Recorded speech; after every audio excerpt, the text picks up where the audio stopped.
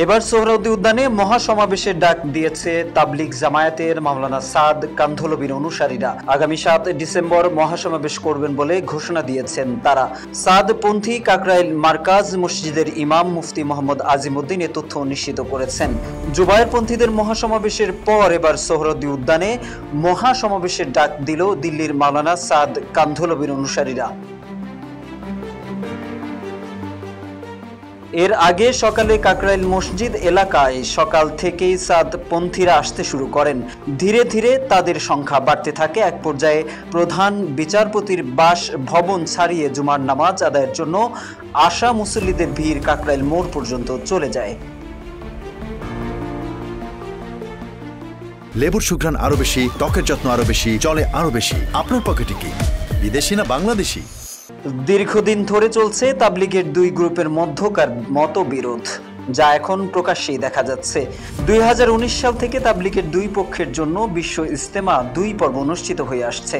প্রতিবার দ্বিতীয় পর্বে ইজতেমা করেন মাওলানা সাদ কান্ধলবির অনুসারীরা। এবার তারা প্রথম পর্বে ইজতেমা করার দাবি জানান। তারই বিরোধিতা করে সম্প্রতি সাদপন্থীদের ইজতেমার অনুমতি দিলে 24 ঘন্টার নোটিশে ঢাকা অচলের হুঁশিয়ারি দেয় জুবায়েরপন্থীরা।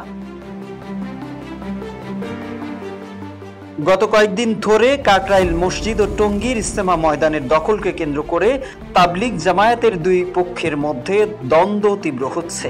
দুই পক্ষই পাল্টাপাল্টি বক্তব্য দিচ্ছে। জানা গেছে, কাকরাইল মসজিদে নির্ধারিত অবস্থানের সময় শেষ হওয়ায় মাওলানা জুবায়ের অনুসারীরা সকালে মসজিদ ত্যাগ করেন। রমনাজনের ডিসি গণমাধ্যমকে জানান, 4 সপ্তাহ অবস্থান শেষে আজ জুবায়েরপন্থীরা অবস্থান ছেড়ে দিয়েছেন। এখন 2 সপ্তাহ অবস্থান করবেন সাদপন্থীরা। আইন শৃঙ্খলা পরিস্থিতি স্বাভাবিক রাখতে অতিরিক্ত পুলিশ মোতায়েন করা হয়েছে বলে জানায় পুলিশ।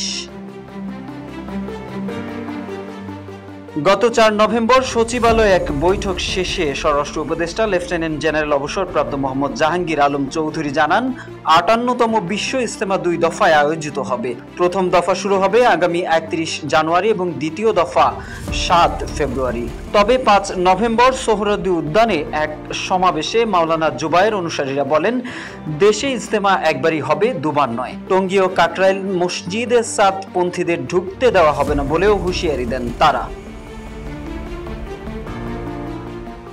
বাংলাদেশে তাবলিগ জামায়াতের ভেতর দ্বন্দ্ব প্রথম প্রকাশ্যে আসে 2017 সালের নভেম্বরে, যখন তাদের মূল কেন্দ্র কাকরাইলে 2 দল কর্মীর মধ্যে হাতাহাতি হয়। তবে বিরোধ মেটানোর বিভিন্ন চেষ্টা থাকলেও এখনো ইতিবাচক ফলাফল দেখা যাচ্ছে না। এদিকে পাল্টাপাল্টি বিরোধের মধ্যেই অবশেষে সাদপন্থীদের পক্ষ থেকে ঢাকার সোহরাওয়ার্দী উদ্যানে আগামী 7 ডিসেম্বর মহাসমাবেশের ঘোষণা এলো।